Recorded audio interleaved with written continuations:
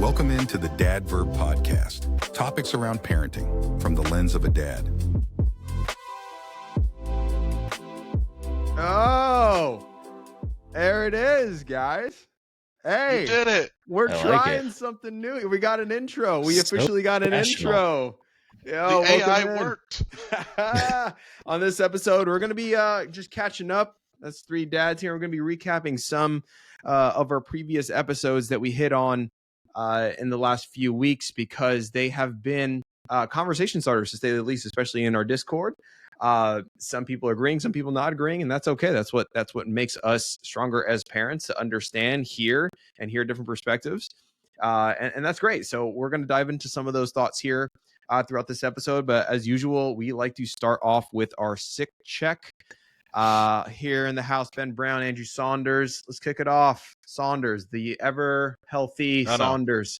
How are we doing? Nope, We got automatic yes? You're I'm healthy? breaking the streak. Ooh. I think the 2-year-old First caught time. the sniffles. The wife definitely got sick. She was down for like 2 days. And now I've got the like back of the throat, nose drainage cough thing. What do they call that when you have the Post-nasal drip. Oh, Post-nasal drip? post-nasal drip. Yeah. Yeah, I've got the whole itchy, itchy. post-nasal drip like it's not I hate that. ugh.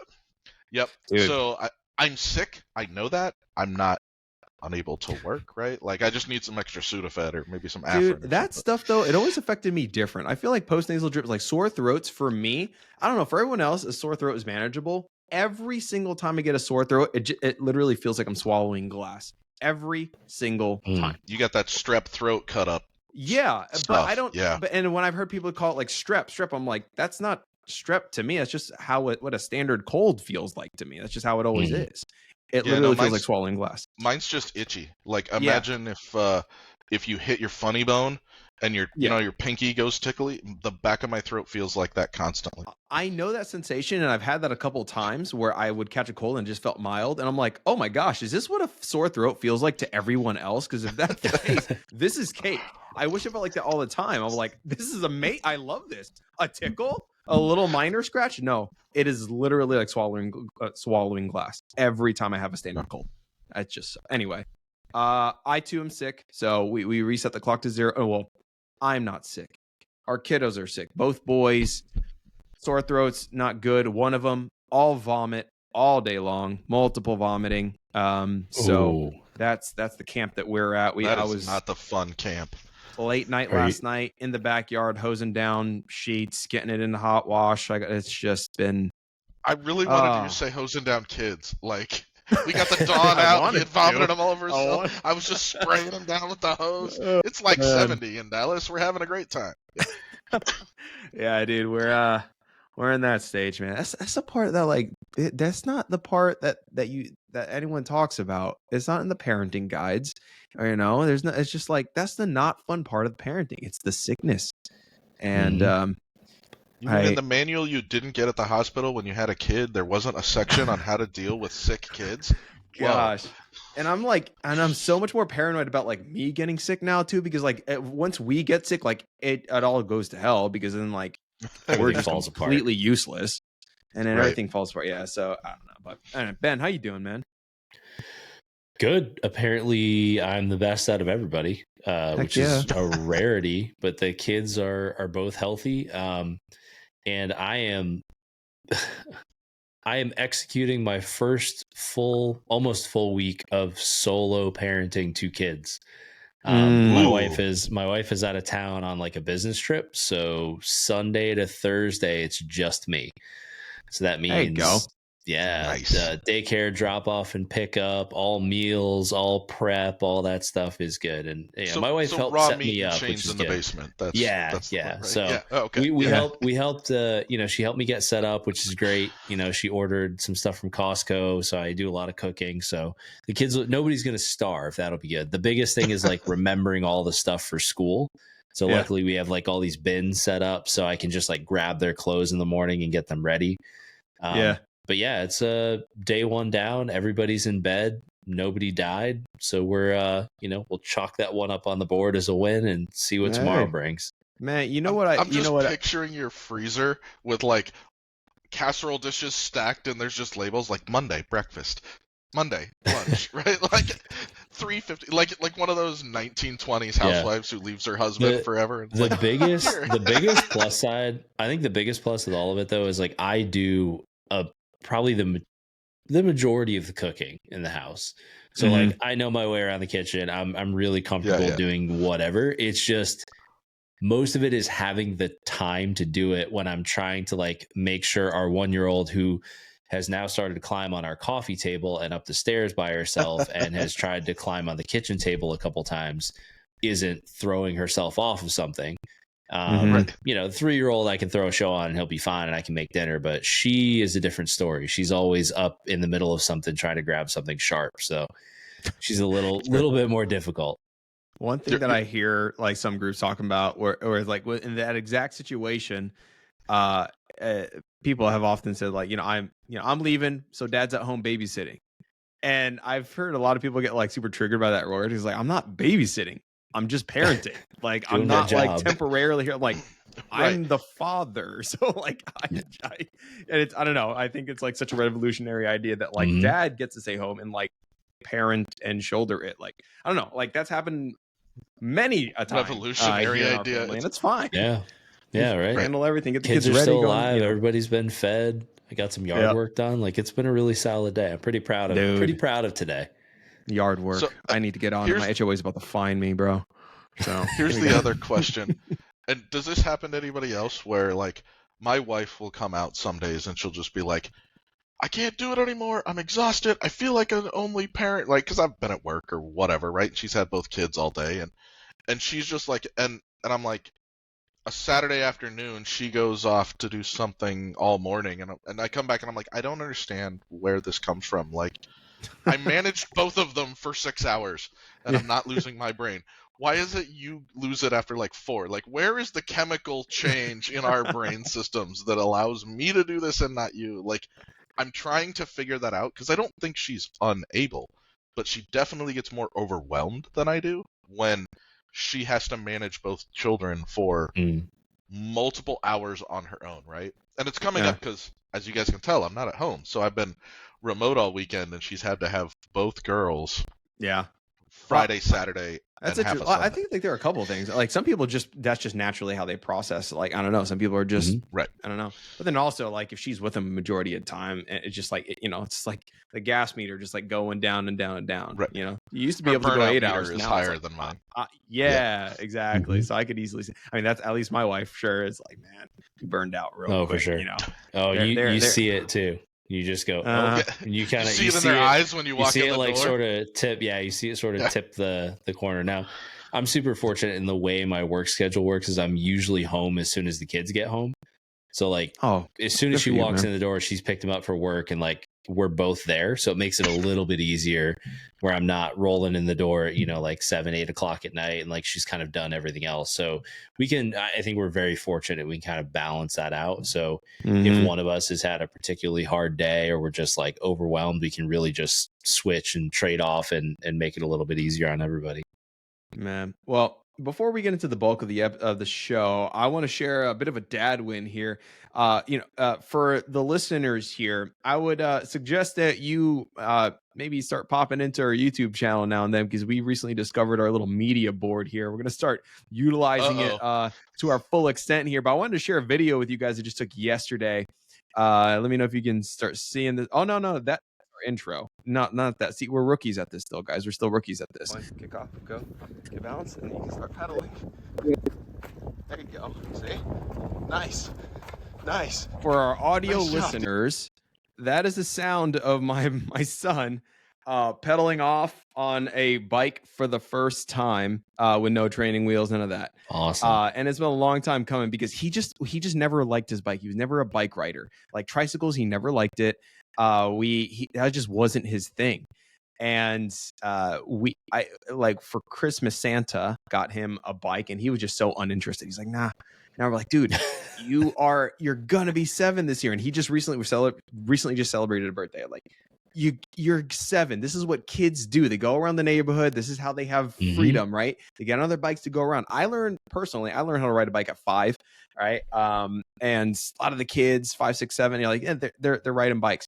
He wasn't there, so we're like, we're gonna do it. We got to do it. And this is the year. This is the year, and the moment he took off, like, you didn't hear it in the video. I cut it off. I just want to share a quick, 9-10 seconds. I lost my damn mind. I was just like, Henry. I lost it. I was so pumped for him to see that. And Nice. I don't know, I taught him how to ride a bike. And I'm going to do a full video on this on YouTube because there's a brand called Guardian Bikes. I think Ben worked with them once. They make really good bikes. I'll link them down below. But they're like, hey, we'd love for you to make a video of Guardian Bikes. I'm like, all right, sure. They sent us a couple of bikes. I still haven't turned over a video because the kids didn't ride the damn bikes. They just never did. So I'm like, I can't make this because they're just not being used. I'm sorry.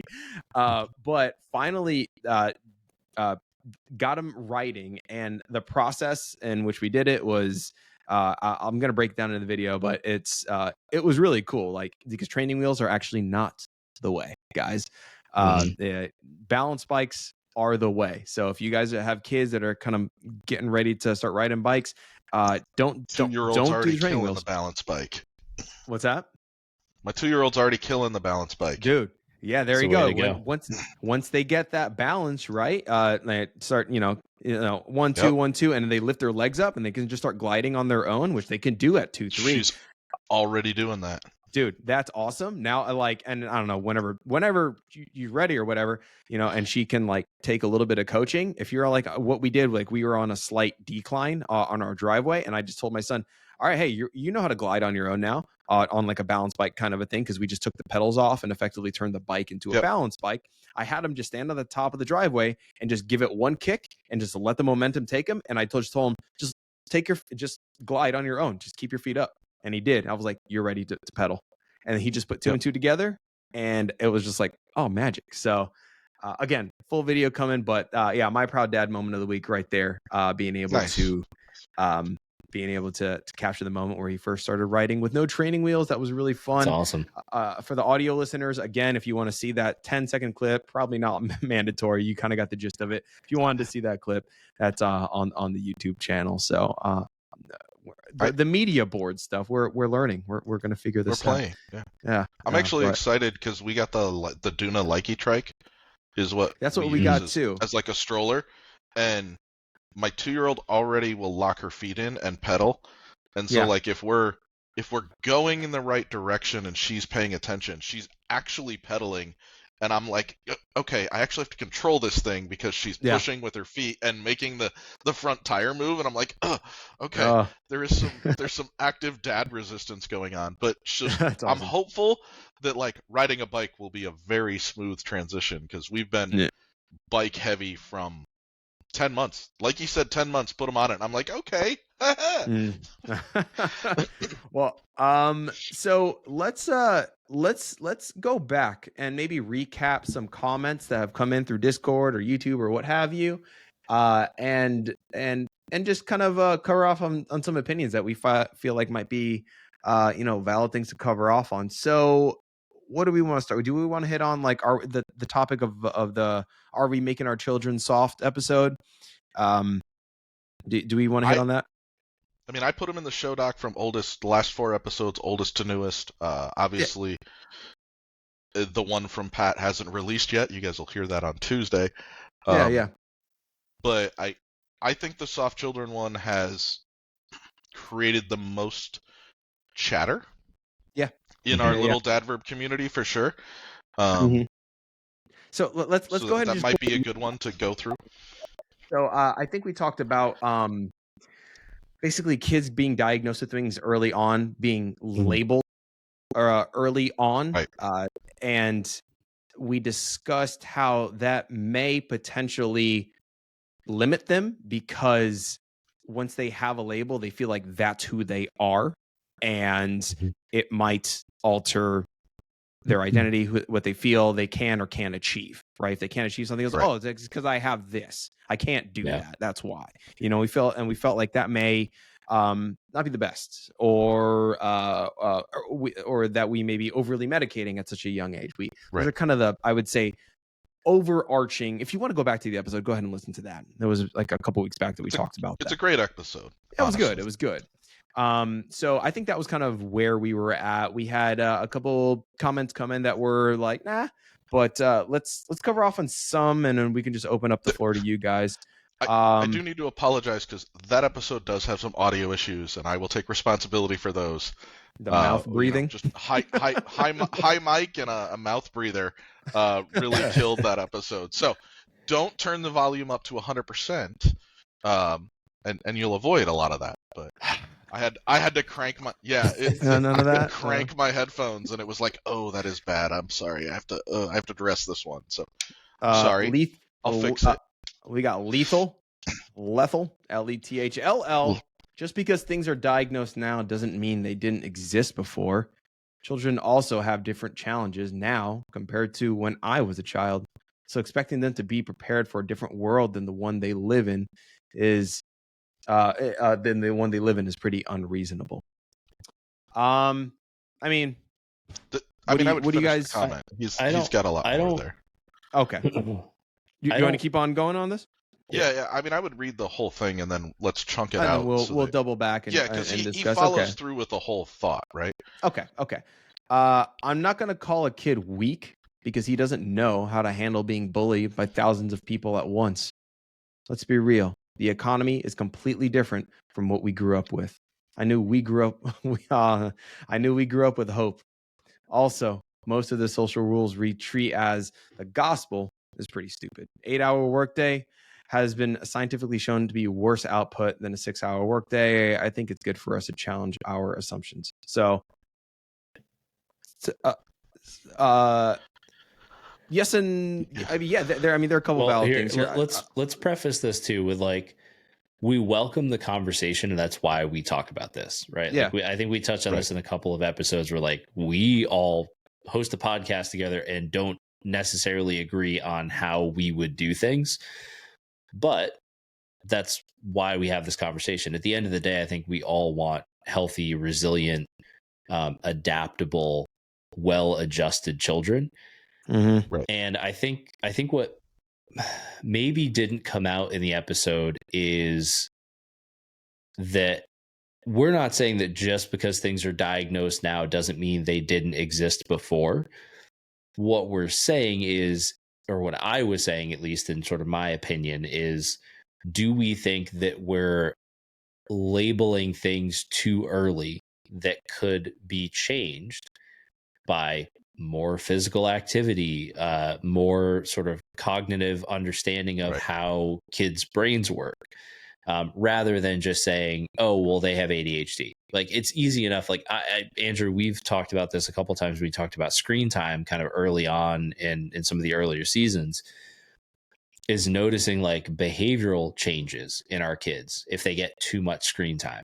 And now in the world we live in, they go from TV to iPad to screens at school, back to TV, back to iPad, bedtime, right? That's sort of a synopsis of the average kind of 7-year-old's day. And then to think that type of environment is not going to impact behavior. To their point, we are living in a completely different world than we grew up with. The prevalence of screens, the prevalence of the lack of physical activity and physical challenges, I think is something to be looked at. But does that mean we should start with the drugs and the diagnosis and saying that's the quickest fix? Might be the easiest fix, but it may not necessarily be the best one. And I think that's where I was going with that conversation. Mm-hmm. Right. And not to say that I don't think this comment has some valid points and concerns, right? I think Ben is right. I don't think anybody in that conversation between the three of us was saying that if your child does not have some issues, you shouldn't seek out help, right? But, and I actually had a conversation with one of my friends who's a special ed teacher, right?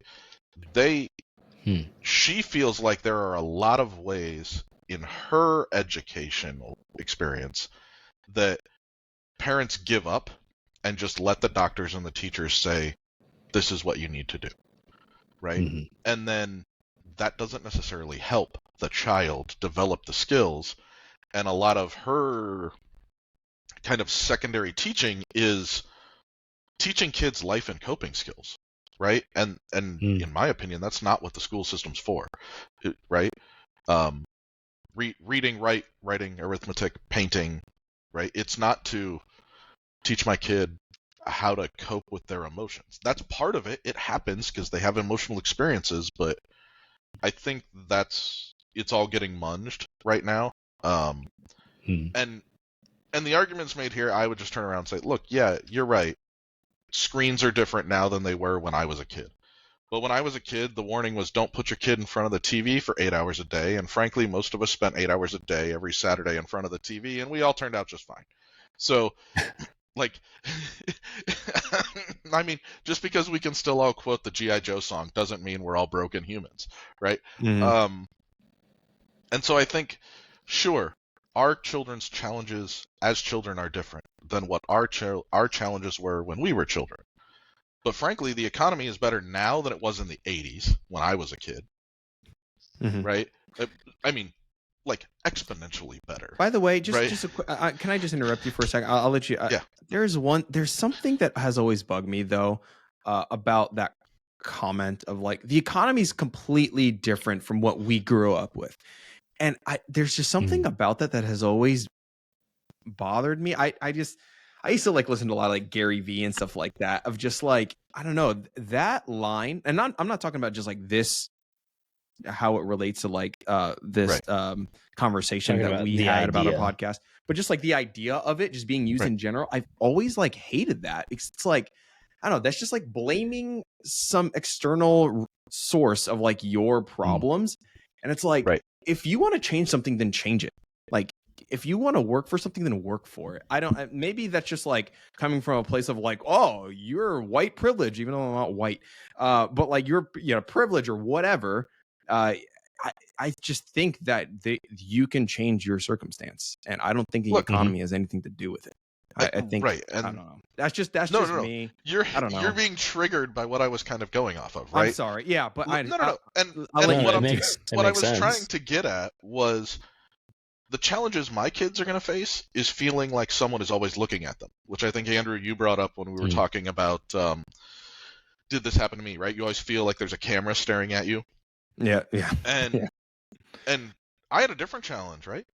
How about I don't know when dinner is going to be served because I've been outside for 6 hours all day running around, and now I'm hungry, and I'm going to run home, and I'm either going to get fed, or dinner's going to be cold, or my mom has been trying to find me for a half an hour because she's ready to serve dinner, and I'm nowhere to be found, right? Like, my children will not experience, for better or worse, this feral child thing, because for the most part, we're probably going to know where they're at because they're going to have a smart device on them, right? By their choice or because dad slapped it to their back because he's paranoid. Whichever way that ends up being, right? And I don't know. A lot of this comment, while it feels well-intentioned, it also feels very like politically motivated, which I think we've done a fairly good job of like, let's leave politics out of this and let's have a conversation about where we are and how we're raising our children. And so but the point is, this is one of the things that's coming out of kind of these harder talks we're having. And we had a similar conversation in our Discord about the same episode from a member who did not agree with how we presented it. And to each of those people, I'm going to say, join the Discord, join the conversation. And once you're on the Discord, you'll actually have the opportunity to come be on this podcast if you want to, and we can talk about these topics. We openly invite all of our Discord members to apply to join us and discuss topics. And we've had 4 or 5 of them on here now, and I've got a couple scheduled for later this year already. So But the reality is, Anyway. like, we're all not going to agree on everything, like, and that's totally fine because frankly I don't care. But I what I do appreciate though is the fact that people are open to the discourse, polite discourse, which is kind of nice. So that's cool. I don't know the latter part though of his comment. I don't remember how that factored into things. But I do agree with it though, about how a lot of the social norms that we do, treat as gospel are stupid. 8-hour work week, all that. I mean, I do agree on that though. I don't know how that factored into what we may have said. Are you guys aware of that? Because I do agree. No, I think the the 8-hour implication work is that over-drugging children is part of a societal norm now. Oh, okay. I It's got you. just I think that's what the he's world is alluding to. different than what we've accepted, and that Yes. the idea that there is and I did an Instagram story about this because we did talk about this, like soft, and I kind of read this comment and thought I'd add some additional commentary to it. But I was thinking about this idea of like, I don't disagree with Gen Z or the generations behind us wanting to challenge how things are done. I don't think that's a problem. I think it's up to employers, the workplace, to adapt to some degree. But I don't necessarily think that it's up to some of these systems to fundamentally change overnight to accommodate things that are far above and beyond what anyone should expect from a business relationship, right? Like, they're not your parents, they're not your mother. The workplace is the workplace. And I think everyone should be respected. I think everyone should have a fair shot at both employment and upward mobility within an organization based on nothing other than their capacity and ability to do the work.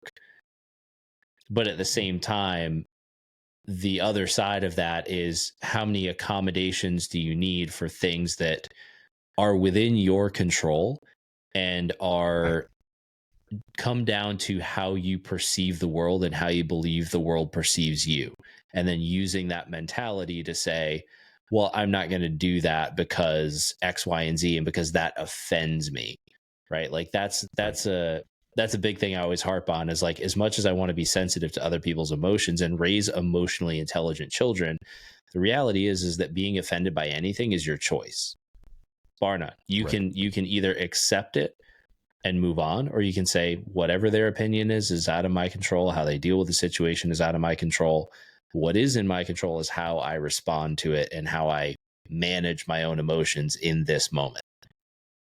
What I will say is, regardless of where you stand, I think we are all part of this community because we all want to be better fathers. And I think we are all on the journey to being that. Whether you agree or disagree, I think all of us are here, are part of the Dad Verb group because we care to be active fathers. Just heard another story about what this is a friend of ours, and like his wife was talking about how like he sleeps in Saturday every day till 10 a.m. She expects him to like kind of help out because he's like working all week. He's not actually like, he's not doing much until he comes home. And then like even on the weekends when the expectation's like, okay, now's your time to be with the family, he like just doesn't care to be a part of it. And it's just like so sad. It sucks to hear that. Wow. I can't stand it. But I'm going to drop you guys in the chat another example of a person who just really, really sucks at the parenting. And it kind of taps into something that we talked about in a while back. Headline. And I don't want to trigger you guys, but like, it's aggressive. Oregon father accused of drugging 3 12-year-old girls' smoothies at a sleepover. Yeah. 57-year-old Michael Maiden, you are a piece of trash. I mean, I skimmed by the headline, scrolling through social, and I was just like, man, because we had a whole discussion about like why we don't want to do sleepovers. And I don't know if it's just the velocity of bad stories, and like this really isn't. If you look at the percentage of sleepovers that go perfectly fine, that it's like air travel. Like how many airplanes make it perfectly safe to their destination, but you don't hear about them. You hear about the one that crashes. So like how much of this is really down to the velocity and the news cycle, and sort of the sensationalism. But then my first instinct is I also want to keep my kids safe. Yes. And like, this was obviously probably someone that they trusted, probably someone that they knew, and this was still the outcome. Yeah. And then can you imagine being the daughter of the guy who did that? Like, the actions of just a terrible father, like, ruined her life. Like, it just, I mean, especially at that age, like, I don't know. We talk about putting labels, about like medical labels, like that's a label forever that this poor girl is gonna like live with, and like her community, like where she's from. Like, do you remember when that girl's dad did that? Like, she's gonna be ostracized, and I feel horrible. But it's just, I don't know, just something entirely out of her control, and that she can do nothing about. Yeah. That's beyond being just like a bad father. It's just a bad human being. It's just horrible. But I don't know. It's just like, I don't know. I think one of the things you guys are hitting on, and Andrew, you just said, right, she's going to be ostracized for something her father did. Yeah. And we know that already happens with the children of murderers, the children of, for example, the show Bones made an entire piece out of the fact that John Wilkes Booth's ancestor was the main character, right? And he in no way had the "I'm gonna kill anybody" gene in the show, but it was a part of the story. And I think this also relates to what I think the commenter was getting at. For some reason, we're villainizing people for entertainment. Yeah. Or for to make ourselves feel better about ourselves. And and as weird as this is, I think we can all acknowledge we've done this because we've all watched a documentary about some religious cult somewhere that we're like, can you believe that people were crazy enough to believe these things and jump on that bus and go there and do that, right? And all you're doing in that moment, even if the documentary is amazing and it was produced well, right, is you're just judging someone for making a really interesting life choice that is different than your own. And we're doing it for entertainment. Yeah. And I think we as a society have to figure out how to move beyond villainy as entertainment, but I think it's very core to the human condition. Does that, like, it's going to be a maturity thing that's very hard to get past, right? No, I get it. As a society. Yeah. But to Ben's, like, kind of riffing off of what Ben said earlier, like, some things that we want to change as a society, it's like the difficulty. Right. I mean, it's just, I agree, but it's like, we're not going to solve the problem. I know. Right? Yeah, we're just pointing it out how it's kind of, no, I get it. But I get we'll it. throw the Gandhi at it and be the change you want to see in the world, right? Like, if and we that can gets do back our to best. how we're raising our kids. Like that it's all about what the core of this conversation is. Like, I hope my kids make better judgment calls than I did. Just even slightly better. And then the next generation is slightly better. And the next generation is slightly better. And we will get to a point where we are a better species because of it. And like, that's, if I can leave, I cannot leave behind a greater legacy of money or inheritance or whatever content other than I hope I contributed to making good people, and that they can see that and go, I don't want to participate in that because I know better. I know that that's not who I want to be and how I want to present myself in the world. I do want to give a shout out to Matthew Bonewell. He reached out to me on Instagram, and he just straight up just like, man, I'm struggling with my 1-month-old. I don't know who to talk to. Basically, that was it. I was like, thank you. Dude, this is that. Thank you for shooting me that. And I got him into the Discord. And I was just like, man, come on in. And he joined a couple of days ago. I'm really happy. And you know, some of our mods were able to kind of go back and forth with him. I hope he's doing well. But like, he joined. Like, that's actually really cool. The fact that the stuff that we chat about could potentially have an impact, and being able to just like, I don't know, have a voice or just like have a community to be able to vent off just some frustrations. That's cool. So welcome in, Matt. I'm glad that you were able to to and comment. He said, "Hey, I'm new here. Reached out to Andrew on IG. He told me to come here for support. How do you guys deal with the mental battle, going back to work aspect of trying to do good at your job, but also help out my wife as much as possible on top of sleep deprivation, constant crying, and the feeling of guilt?" Like, those things that he just brought up, those are the things that like we all feel. It's a grind. We did. I told him He just to go back. summarized the anxiety episode in like a sentence. Exactly. So I was like, and I shot him like, "Hey man, we actually hit this up on a recent podcast. So definitely want to check that out." But hey man, Matthew, welcome in. If anyone who hasn't joined the Discord or whatever, you get like feel that, just like shoot me a DM. And I'll be honest with you, sometimes my DMs just like go unnoticed because I just get a bunch of hits constantly. But an email is always really, really good. hello@dadverb.com is probably the best way if you do want to reach out and connect with me. You can shoot me a DM. My Instagram never goes off and is constantly empty. So like, me and my 70 followers, we don't message a lot, but I am available, and it is a great way to kind of get that intro to the group because Andrew's a busy guy, and so I am. Well, yeah, and it's just cool, man, and you know, people, you know, it's a good Discord, it's a good community. We had Hal come into the Discord, chatting some things that he like didn't fully agree with the podcast. I'm like, dude, I'm here to listen. This is great. So, you know, we welcome all that. Thank you guys. To kind of close things out again, if you do need to reach out, you know, Saunders is there. Mouth breathing Saunders is there, ready to listen. That's gonna be it. I'm gonna be canceled forever for beard rubbing, mouth breathing Saunders is there, ready for you.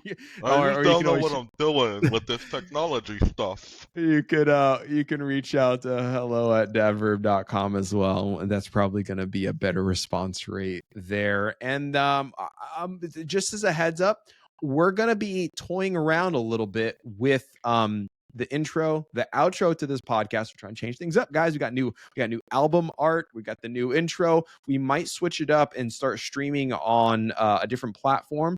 So there might be a little bit of a learning curve in there in the coming weeks where we're not 100% set on anything yet. But just as a heads up, we are planning on doing a live stream to record this live so that you can chat with us live in an upcoming episode. I think that would be cool. We'll let you know about that as the day gets closer.